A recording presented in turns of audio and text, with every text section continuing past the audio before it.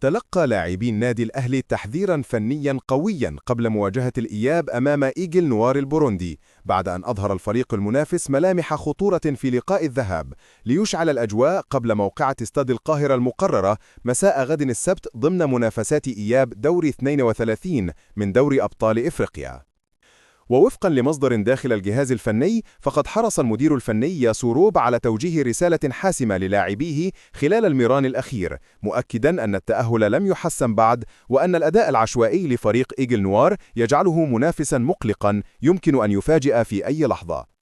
وياسوروب شدد في حديثه على أن مثل هذه النوعية من الفرق العشوائية تصعب مهمة السيطرة على مجريات اللعب، خاصة إذا لم يتم إنهاء اللقاء مبكرا، مشيرا إلى أن الاستهانة بالمنافس قد تكون سببا في قلب الموازين. وطلب المدير الفني من لاعبيه ضرورة خطف هدف مبكر منذ الدقائق الأولى لتأمين النتيجة وكسر حماس الفريق البوروندي. وحذر سوروب من تكرار الأخطاء الدفاعية التي ظهرت في بعض المباريات الماضية أو إهدار الفرص السهلة أمام المرمى، والتي قد تعيد المنافس إلى أجواء اللقاء.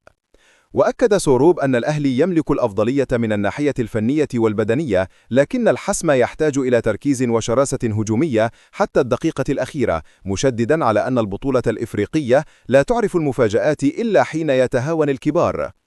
ويخوض الأهلي لقاء وسط دعم جماهيري كبير في استاد القاهرة، بحثا عن تأكيد تفوقه والتأهل رسميا إلى دور المجموعات، فيما يسعى إيجل نوار إلى استغلال أي هفوة دفاعية لإحداث مفاجأة غير متوقعة أمام حامل اللقب التاريخي.